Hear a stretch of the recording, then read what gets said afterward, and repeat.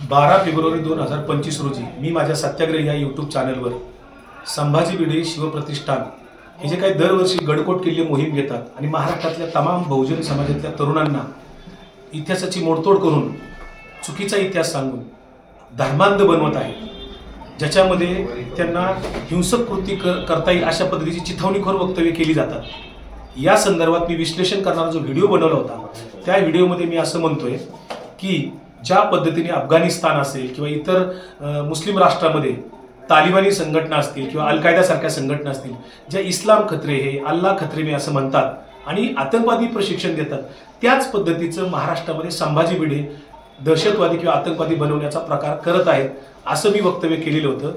या अनुषंगाने संभाजी भिडे समर्थक असलेले धारकरी यांनी मला 13 तारखेपासून अक्षरशः टार्गेट केलेलं आहे।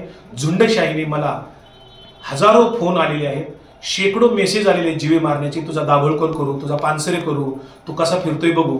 या लोकांना लोकशाही मान्य नाही, सहिष्णुता मान्य नाहीये आणि हे लोक धर्मवेडे बनवून यांना माझ्यावर सोडलेलं आहे संभाजी भिडेंनी। संभाजी भिडे राष्ट्रगीत मानत नाहीत, संभाजी भिडे तिरंगा ध्वज मानत नाहीत, संभाजी भिडे संविधान मानत नाहीत भारताचं। आणि असे असलेले संभाजी भिडे महात्मा फुल्यांना अतिशय अर्वाच्य भाषेत बोलतात, महात्मा फुल्यांना बोलतात आणि संभाजी महाराज आणि शिवाजी महाराजांचा खोटा इतिहास सांगून त्यांच्या नावाचा आणि प्रतिमेचा वापर करून बहुजन समाजाच्या तरुणांची माथी भडकवतात आणि हिंदू मुस्लिम ऐक्य होण्याऐवजी हिंदू मुस्लिम तणाव कसा वाढेल, धर्मांधता पसरवून त्याच्यामध्ये धार्मिक तेढ कसा वाढेल अशा पद्धतीची वक्तव्य करून त्यांचा ब्रेनवॉश करतात। याला माझा विरोध आहे आणि म्हणून त्यांनी मला टार्गेट केलंय आणि मला जीवे मारण्याच्या धमक्या दिल्यात।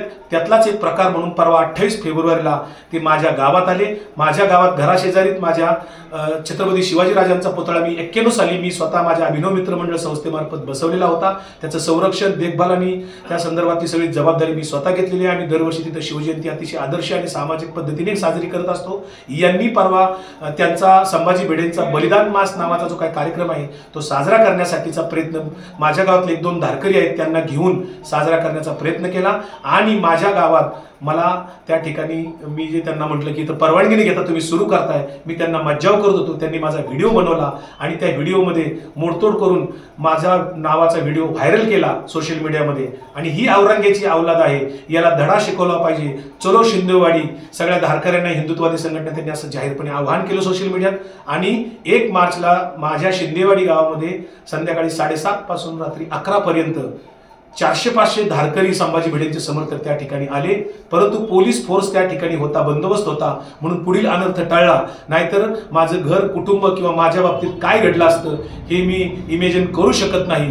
कायदा सुव्यवस्था राखण्याचं पोलिसांनी काम केलं म्हणून मी त्यांना धन्यवाद देतो। मात्र माझ्या जीविताला आजही धोका आहे, मला आजही प्रचंड धमक्या येतात। मी 15 तारखेला CPI महाराष्ट्र पोलीस संचालक असतील, स्थानिक लोणीकन पोलीस स्टेशन यांना अर्ज सविस्तर पुराव्यानिशी दिलेला असताना 15-20 दिवस कारवाई झाली नाही। मात्र आज 3 मार्चला अदखलपात्र स्वरूपाचा गुन्हा पोलिसांनी संबंधितावर दाखल केलेला आहे। तशा पद्धतीची FIR की कॉपी मला पोलिसांनी दिलेली आहे।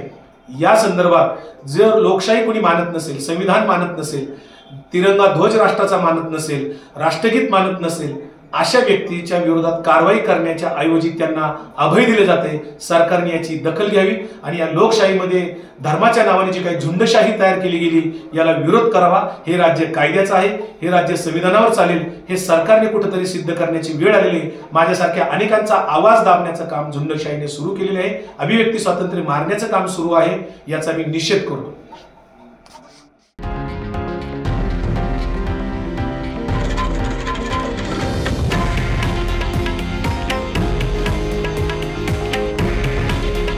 हे आहे देशातील नंबर 1 न्यूज नेटवर्क आणि आपण पाहत आहात TV9 मराठी।